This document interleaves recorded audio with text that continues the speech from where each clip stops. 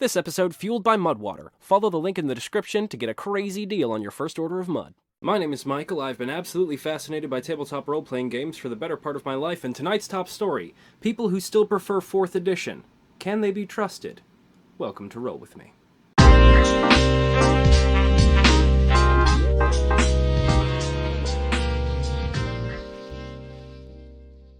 So, a lot of people have been telling me in the comments about their campaign settings, and I love that.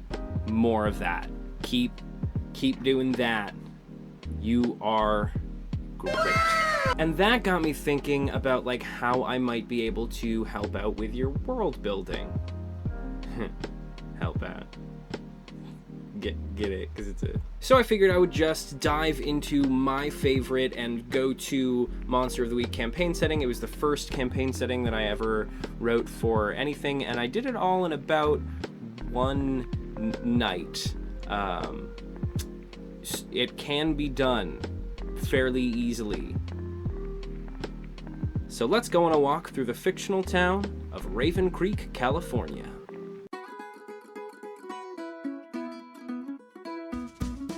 Nestled on the rocky coast of General Somewhere County, California, sits the humble town of Raven Creek, population 1,313. From its perpetually haunted Native Peoples reservation to its spooky abandoned agricultural research facility, Raven Creek is just like any other small North American town, somewhat more than occasionally besieged by otherworldly horrors and things that go bump in the night.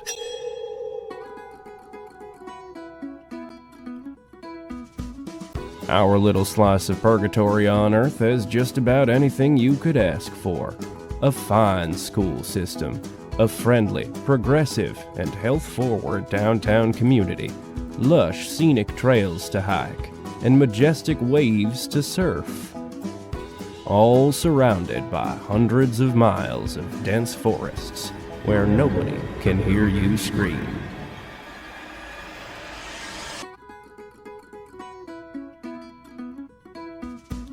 So come on down to Raven Creek. Stay a while. See the sights, but don't let the Wendigos bite. So first, let's take a look at geographic location. It's all about location, location, location. Raven Creek is set somewhere in a vague coastal region of northern California. It is embedded between a rocky coast and thick trees and dense forests and a lot of farmlands and one modern settlement. And this gives us a lot to play with narratively. The woods are spooky at night, the mountains treacherous, and the sea full of unknowable horrors. Let the games begin. Because we are working with a small town where everyone knows each other and everybody to some extent trusts one another, everybody's parents went to the same high school and there's one mechanic and maybe 2 decent bars in town. So you've at least seen pretty much everyone in town. Little town full of little people. Because we are working with a small town, we can get pretty crafty about how we design the businesses and residents that might be in our campaign setting. So I designed a small downtown community filled with shops that might have some useful items or people that the hunters can acquire or encounter at any given point throughout the campaign.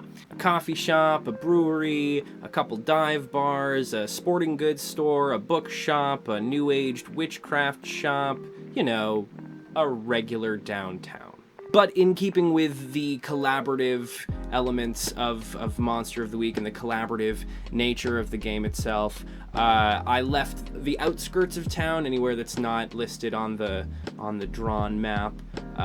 That's kind of up to a residential / business / farmland area, the blanks of which are filled in by the collective imagination of the group. Hey, is there a Walmart around here. There's got to be a Walmart, right? Because Walmarts are everywhere. Sure, it's 3 miles to the south of town, you know, on the outskirts. But this brings me to my masterpiece, my magnum opus, my pièce de résistance of keeping. These shops gotta have owners, right? And employees. Bam. There's your entire downtown community. 24 NPCs already half fleshed out and ready to go to interact with your hunters. But wait, there's more. A town like Raven Creek is shrouded in mystery, in cryptozoological research, in UFO sightings. Your hunters may be the best around, but they might not be the only ones around. We got company! Of course, there are other people in Raven Creek who are in the know or have some inkling as to what is going bump in the night and whether or not it actually exists. Of course, there are people who have had supernatural experiences around town, and so I took out my NPC chart and started marking off which NPCs I could operate via hunter playbooks. Morty, you dirty little doggy. In other words, I went through every playbook in both Monster of the Week books and applied one of each to an NPC on my chart. People like Vlad, the sulking Russian bartender who fled Eastern Europe when his family was massacred by werewolves. Or like the mild-mannered Jonathan Prescott, our humble, small-town librarian who secretly runs an underground order of ancient wizards and magic users. And I could go on and on and on, but there may or may not be a real play series coming up soon that may or may not be set in Raven Creek, and I may or may not want my players to know what is going on in this town. I will, however, be releasing a full campaign setting kit, complete with the NPC chart and mystery prompts and locations and everything you could possibly need, and maps and stuff to run a campaign in the town of Raven Creek, California. I will be releasing that on my Patreon for free. You don't even have to subscribe. You just go over there and download it. That should be available next week if you're looking for some fun flavor for your Monster of the Week campaign.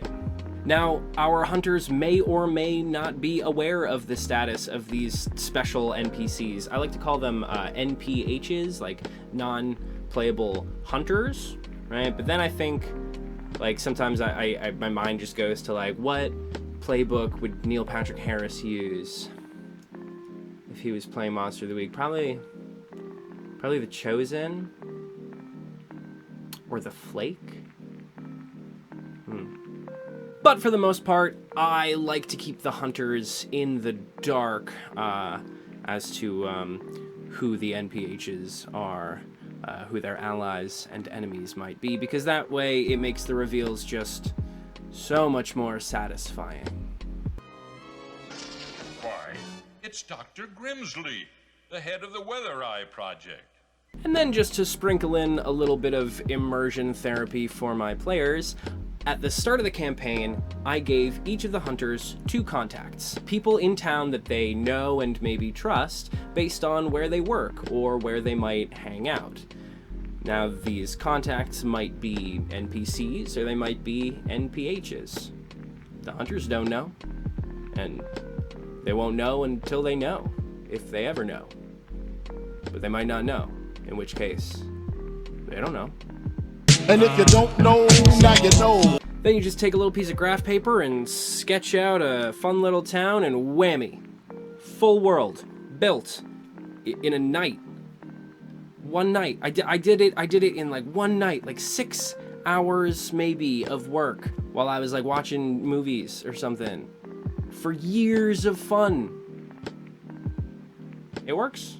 I hope y'all found this one helpful. I had a lot of fun making it, especially the Raven Creek little ad thing. Let me know what other topics you want me to cover on the channel, and tell me where I'm wrong. and start a big old flame war on the internet. This is real good for, I hear that's really good for algorithm. I don't know what that word means.